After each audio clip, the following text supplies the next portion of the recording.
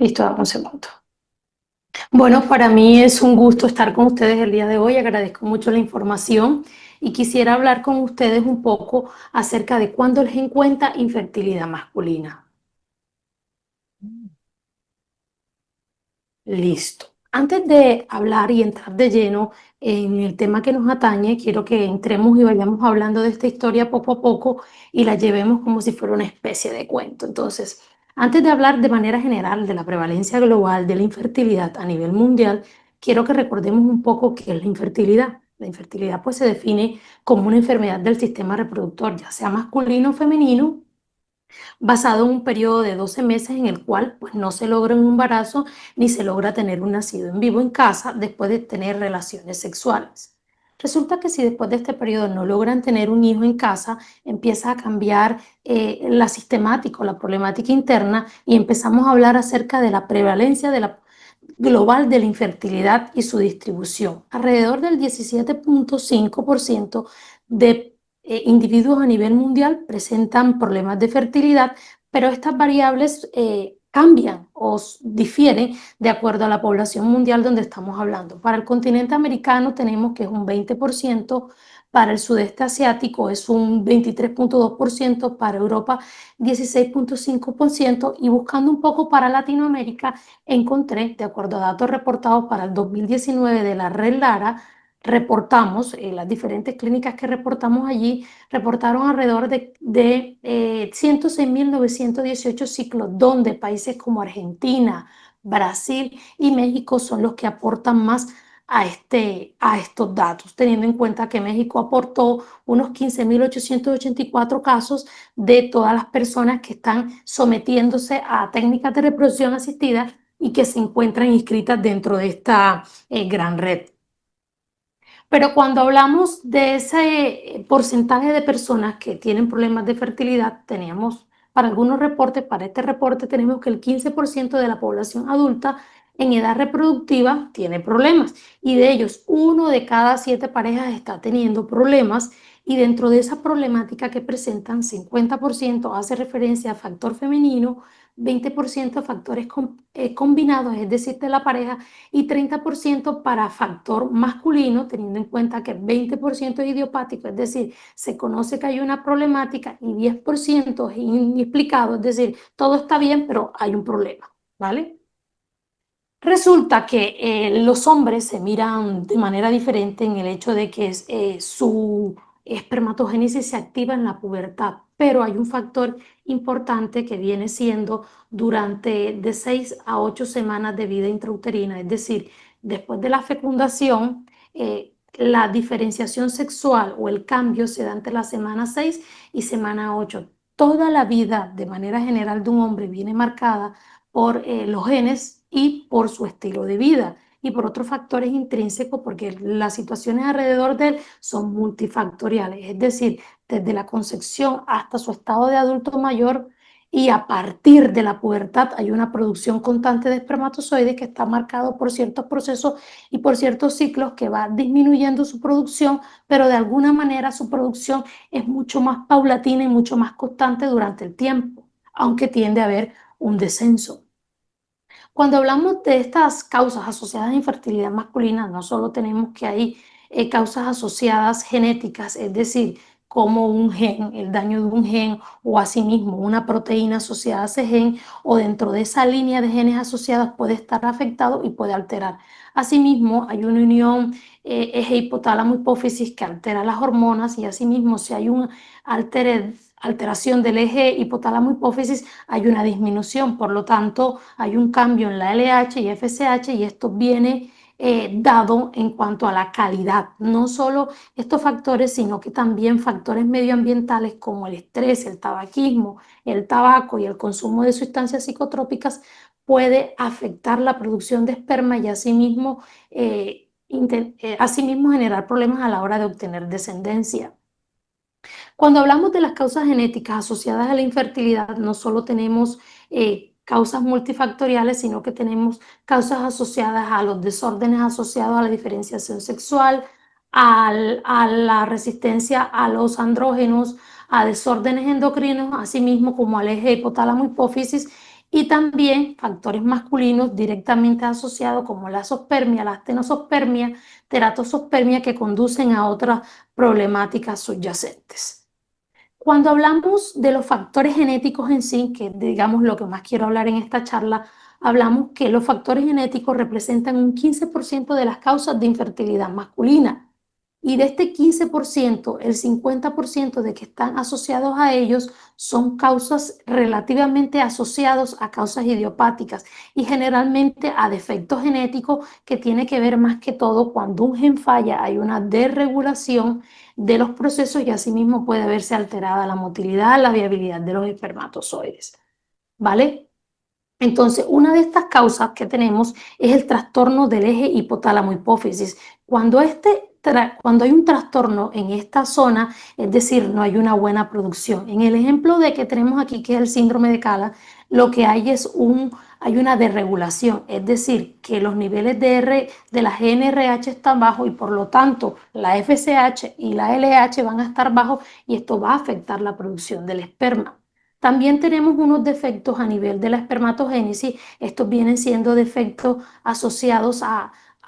cantidad y viene asociado a la azoospermia cuando es ausencia de espermatozoides o la oligo cuando es un bajo conteo espermático. Asimismo, vienen asociados a defectos cualitativos. Cuando hablamos de cualitativo, hablamos de forma, hablamos de la apariencia general del espermatozoide y en este caso, pues ponen un ejemplo que es el MMMAF, que viene siendo anormalidades en el flagelo. Entonces, cuando hay anormalidades en el flagelo, esta anormalidad viene asociada a un gen específico, que viene siendo el DNAH1, y esto tiene que ver con la motilidad del espermatozoide, y estos espermatozoides en este caso serían inmóviles, asimismo como tienen malformaciones. Dentro de todas las implicaciones que tienen los espermatozoides, también tenemos que actúan en la activación del ovocito, es decir, en este caso los genes PLCZ1 tienen que ver con la activación. Cuando este no se encuentra bien o tiene la proteína alterada, no se va a dar una activación y muchas veces a los que nos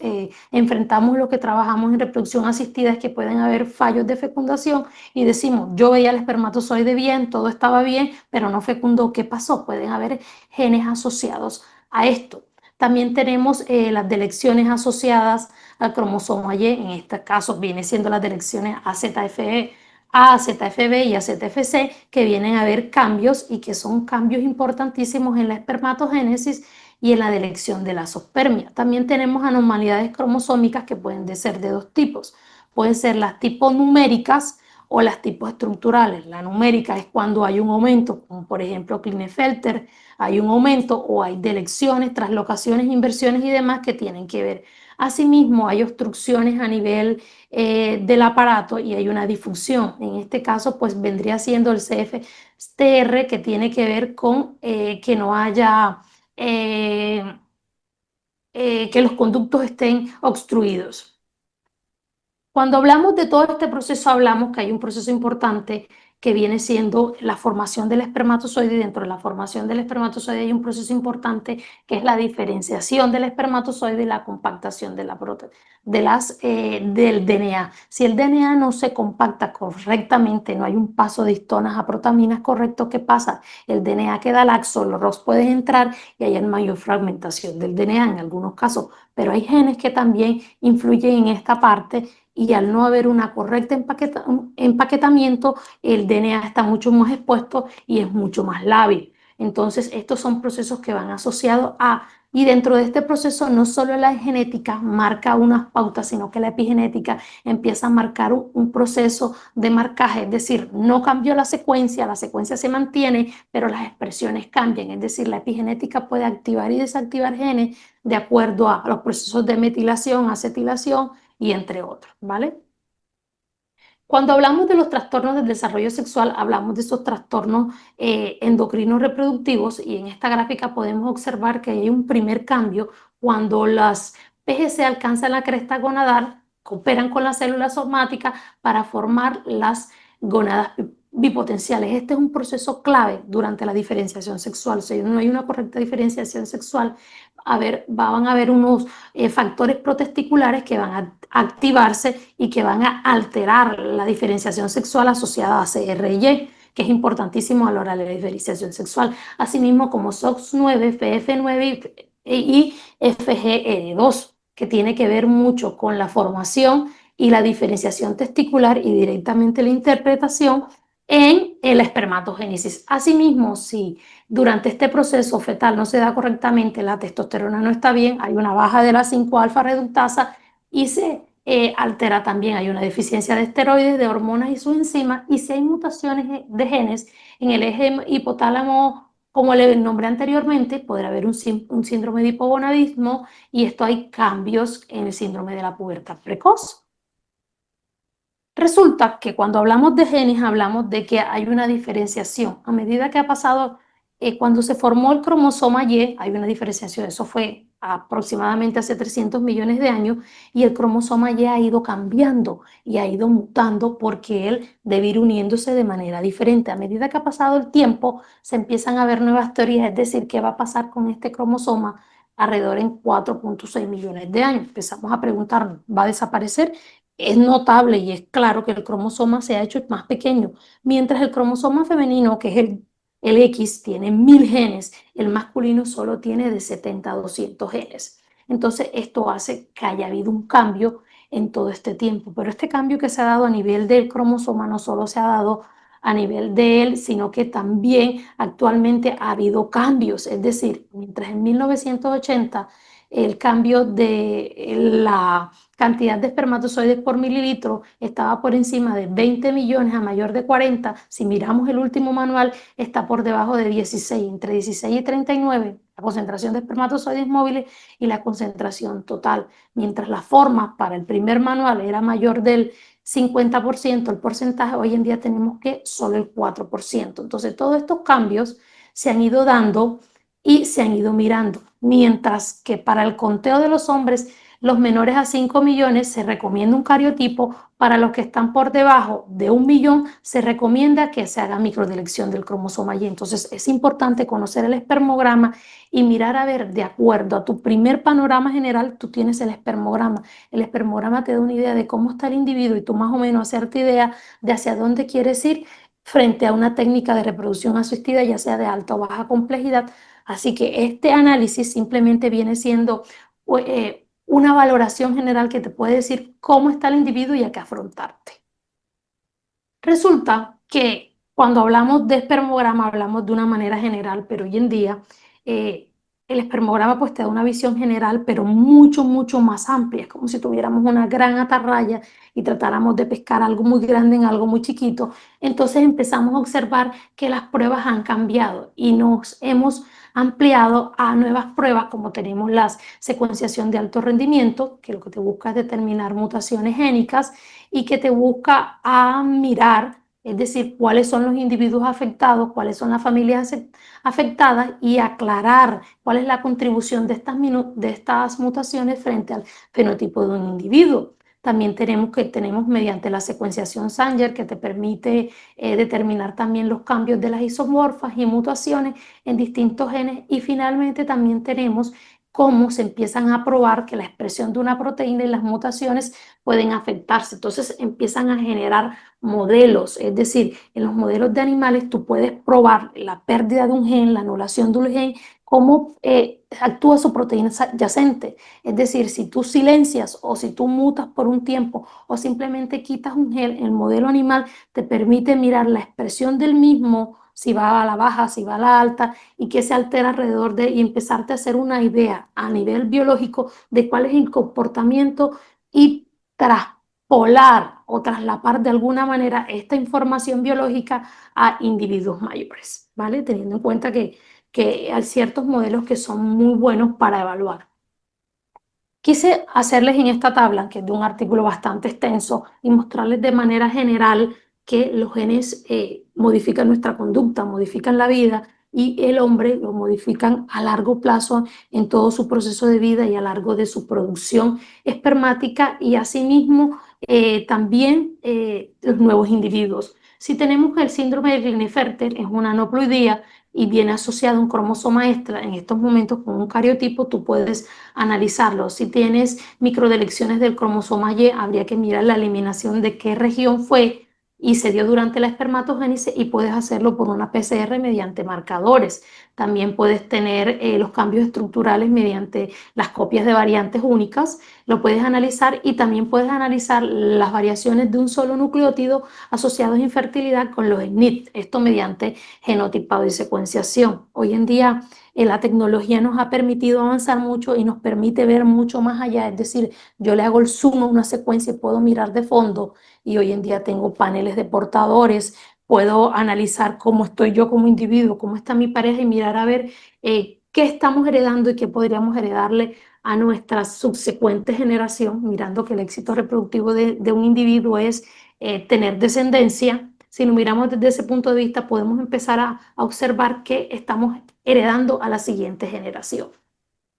En este artículo que observamos en Human Reproduction para 2022, ellos lo que hicieron fue mirar cómo una causa monogénica, es decir, cómo un único gen específico es suficiente para provocar infertilidad y cómo esto puede afectar significativamente la función reproductiva del hombre y cómo esto lo hicieron mediante NGS. Ellos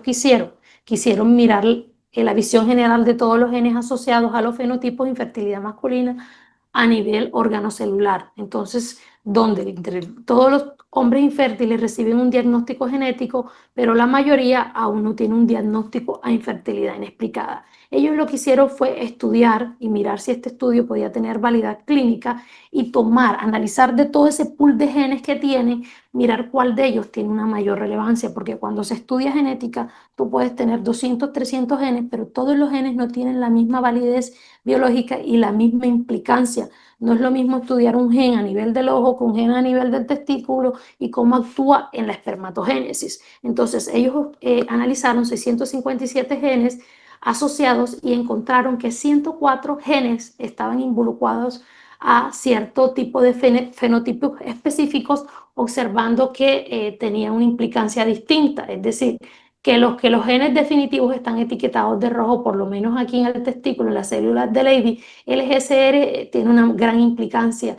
en el arresto premeiótico AR y en la espermatogénesis en sí. DNA-H1, se lo había nombrado anteriormente, tiene una gran implicancia en los procesos de espermatogénesis y en la obtención espermática. Hablamos de un proceso importante que es la genética asociada al cromosoma Y y cómo afecta, es decir, cómo cuando un alelo está afectado, en este caso, cómo el cromosoma Y está estrechamente relacionado con la infertilidad y cómo a través de elecciones puntuales puede estar afectado. Entonces, cómo estos genes y los trastornos de un solo gen ligados a los cromosomas pueden tener grandes implicancias. En este caso, el CRY está ligado a muchas mutaciones y puede causar digenesia gonadal e inversión sexual. Entonces, esto es de gran implicancia en la reproducción, asimismo como en las regiones de ASFB y ASFC están asociadas a diversos grados de disfunción espermática. En este artículo que tenemos aquí, ellos lo que hicieron fue secuenciar todos los genomas en hombres con infertilidad primaria. Entonces, el objetivo de su estudio fue investigar la causa genética de la infertilidad masculina utilizando secuenciación. Ellos estudiaron una corte de 167 hombres infértiles y 200 hombres fértiles. ¿Qué hicieron ellos? Ellos lo que quisieron fue observar. Quisieron tomar genes candidatos, de esos genes candidatos encontraron que había unos con mayor implicancia. Entonces su expresión se mapeó en las diferentes etapas de la espermatogénesis usando datos de transcripción celular. Es decir, en estos 167 hombres tomaron e identificaron las variantes con mayor grado de significancia y determinaron que 23 de los 167 pacientes identificaron 17 genes causales conocidos como el DNAH1, que ya se los había nombrado, el FCIP1 y el MC4 y el AR, que tienen que ver implicancias en diferentes modelos, mientras el DNH tiene que ver con los genes asociados al flagelo, el FC tiene que ver con la estructura del flagelo y el ARN con la espermatogénesis y meiosis. Entonces, y también observaron que hay unos tipos de mutaciones perdidas, missense 64,1%. Entonces, todos estos criterios los tuvieron ellos en cuenta para determinar cuáles eran los genes con mayores implicancias y que a la hora de estudiar un paciente que estás observando que no hay movilidad, puedes empezar a intuir que puede haber una digenesia ciliar y esa digenesia ciliar, pues tú podrías estudiar el CF4 o el PK4 o demás y empezar a mirar dónde está afectado y si es un gen el que lo está afectando directamente. En este artículo que tenemos aquí fue donde miraron los genes anteriormente y pues le pongo la tabla como para que nos vayamos haciendo una idea de todos los genes. Esta digamos que es la mitad de la tabla y su implicancia de los genes y es un gran artículo, es un compendio muy amplio y está muy bien redactado y tiene excelentes resultados. Dentro de este siguiente artículo le había nombrado que no solo habían anormalidades de distintos tipos, sino que estas de las que más marcan son las anormalidades cromosómicas, como tenemos este artículo que lo que hizo fue evaluar la frecuencia y tipo de anomalías cromosómicas en hombres con infertilidad en el sur de India, cuyas parejas femeninas eran clínicamente normales. Ellos tomaron 180 hombres con infertilidad primaria y la duración de 1 a 25 años, le hicieron un cariotipo convencional y mediante FISH miraron cuáles eran las variaciones estructurales mediante unas ondas, ¿vale? Y tuvieron en cuenta historia clínica y demás. En esto que tuvieron aquí, pues la tabla general donde ellos observaron, tuvieron los criterios de exclusión e inclusión para los diferentes individuos. Asimismo, ellos lo que encontraron es que de los 28 hombres eran normosopérmicos, ninguno presentó anormalidades cromosómicas, 152 hombres tenían anormalidades de semen, de los cuales identificaron que 7 casos tenían cariotipo anormal, 4 eran Klinefelter, 2 translocaciones recíprocas y 1 con inserción, ¿vale? Entonces, observaron esta tabla que nos dan a continuación y el artículo nos dice que las anomalías cromosómicas estructurales y numéricas son más frecuentes en hombres azospérmicos y que la inserción del cromosoma 17 representa una alteración estructural heredada que podría tener implicaciones en la infertilidad, donde empezamos a recomendar realizar cariotipos citogénicos de rutina antes de aplicar técnicas de reproducción, pero eso sí, mediante una consejería genética y los individuos que tengan, digamos que, características marcadas para pedir este cierto tipo de exámenes y tener en cuenta que bajo estas premisas del cromosoma 17, esta es una alteración heredada a futuro y que hay que tenerla en cuenta, ¿vale? Dentro de mi tesis doctoral, uno de los genes que estudiamos es un gen que se llama AKP4 y es un gen asociado a la estructura del alzonema, tiene que ver con la regulación de la motilidad del espermatozoide y también tiene que ver con la fecundación. El gen está asociado a una proteína y esta proteína pues tiene que ver con la cola del espermatozoide. Nosotros lo que quisimos mirar en el estudio que hice es un objetivo dentro de mi tesis, lo que queríamos mirar era la expresión del gen en una muestra con respecto a otra, es decir, utilizamos pacientes y controles y analizamos 50 pacientes y 55 controles y miramos la expresión de este gen, que empezamos a observar que había una expresión a la alta, es decir, que cuando un gen está fallando, tú puedes encontrar dentro de este gen una variación, o puedes ir a la baja o puedes ir a la alta. El comportamiento de mis pacientes fue que estuvo a la alta, es decir, que la expresión del relativa de este gen era mucho más alta y que esto tenía relacionado con,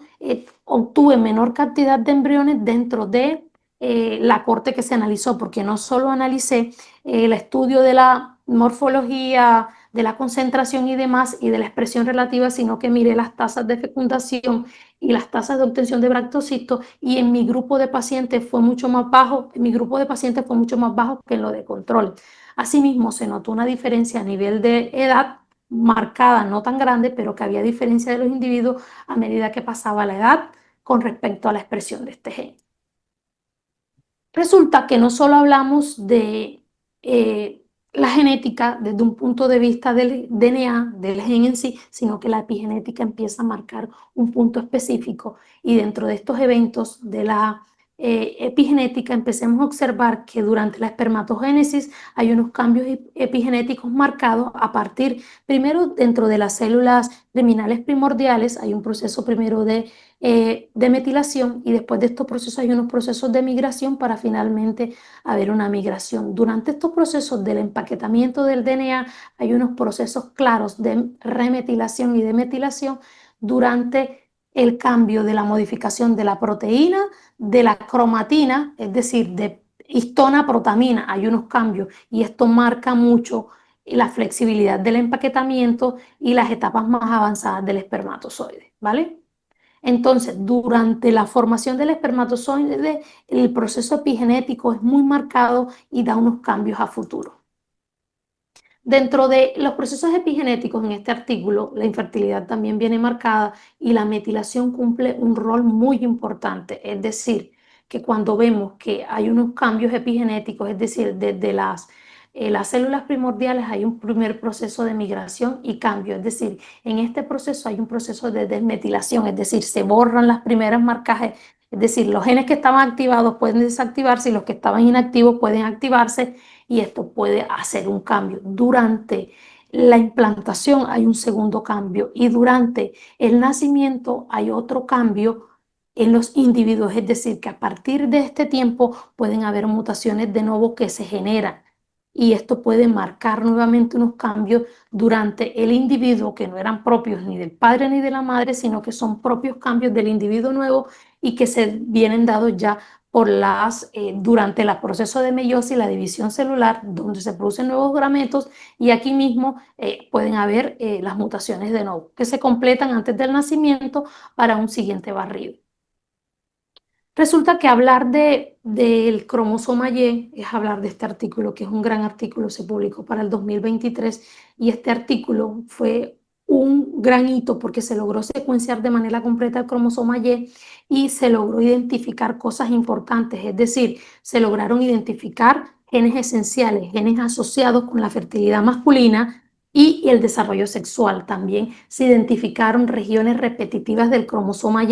y se descubrieron que estas secuencias juegan un papel muy importante dentro de la estabilidad del cromosoma. Asimismo, estos cambios nos permiten que haya una variabilidad genética en poblaciones y identifican secuencias y cambios dentro de los individuos, es decir, que dentro de los caucásicos, dentro de los amerindios, dentro de los indios, hay secuencias marcadas y podemos empezar a diferenciar entre poblaciones de individuos porque hay diferencias dentro de los individuos y esto también puede traer un impacto de acuerdo al tratamiento y a las enfermedades ligadas al sexo. Entonces es importante tenerlo en cuenta. Dentro de lo que tenemos hoy en día, no solo tenemos la identificación de genes, sino que tenemos un catálogo de ciertos genes asociados a lo que llamamos patosospermia, es decir, cuántos genes hay en cada grupo, cuántos genes hay en cada categoría y cómo la ontología, es decir, el origen de este gen, me puede decir cómo me puede influenciar. En este caso, observamos que estos que tenemos aquí, estos genes que están aquí, los que están en negrita tienen mayor incidencia. SAP39 tiene que ver con la formación de especies de oxígeno reactiva y cómo se responde ante ellas. Lo mismo cómo se responde al estrés oxidativo, cómo se responde a diferentes sustancias. Es decir, venimos dados por los genes y en este caso los hombres, su resistencia y su respuesta también viene dada por los genes. Asimismo, dentro de este catálogo observaron que puede haber cambio y que puede haber un decremento en la concentración de espermatozoides dependiendo qué genes vienen actuando, de, de qué gen está implicado, también tiene que haber un 23,8%, cuáles son los genes que tienen mayor implicancia en cuanto a la astenosospermia, la oligo y la oligoasteno. Asimismo, los genes, un 11,1% de genes como FBOX, AUREC3, tiene que ver con la oligo, la asteno y la imparidad entre la morfología espermática y la teratosospermia. ¿Qué quiero traerles hoy a colación y que quiero que tengan en cuenta? Que no hay fertilidad sin genética y que esto debe ser un trabajo en conjunto entre biólogos, biólogos moleculares, tecnólogos genetistas para tener un mejor diagnóstico que un diagnóstico y mejores opciones. Entonces, en un silencio masculino, el hombre, digamos que hasta cierto punto había un oscurantismo, había sido menos estudiado y en este silencio masculino, pues hubo un diagnóstico tardío. En este diagnóstico tardío, hoy en día se está empezando a ver la implicación de los genes, no solo para nuestro paciente, sino que hay que tener en cuenta que lo que hagamos diariamente y cuántas mutaciones, cambios de elecciones y demás puede tener una implicancia en las generaciones futuras de sus hijos varones. Hay que identificar las causas genéticas de la infertilidad, que brinda la oportunidad de proporcionar una etiología a los pacientes y tratar proporcionalmente esta condición, asesorarlos sobre otras implicaciones para su salud y discutir opciones para evitar la transmisión a los hijos. En este caso, pues el análisis genético preimplantacional podría ser una opción y el estudio de trastornos monogénicos, estudiando este embrión que tiene menor implicancia o menor cambio, podría ser una buena opción de transferencia. Asimismo, la medicina reproductiva personalizada abre un gran hito. Viene CRISPR, es decir, cómo puedo editar mediante esta nueva herramienta, cómo puedo editar un gen, cómo puedo entrar allá y cómo podría mejorar la calidad espermática, teniendo en cuenta que esto tiene sus promesas y sus límites, y ya hemos visto cambios en cierto investigador chino que hizo unos cambios bastante complicados y que puso a esta herramienta en un momento difícil. También tenemos los retos éticos y comunicativos, es decir, ¿qué digo a la hora de tener un examen genético? ¿Qué le debería decir? ¿Qué no? Entonces hay que tener empatía y claridad en la comunicación. Y bueno, la investigación viene de la mano, es una investigación interdisciplinaria que te permite tener una medicina personalizada en infertilidad masculina. Asimismo, está el rol de la consejería genética, así como que hasta qué punto digo que cuánto mosaicismo hay, hasta qué punto digo cuántas cosas hay. Ahora puedo determinar qué debemos saber y qué no. Y bueno, es hora de comunicarnos mejor. El rol del infectólogo, del embriólogo, podemos ser de gran apoyo a las decisiones reproductivas y estar en conjunto todos en este proceso. Bueno, muchas gracias.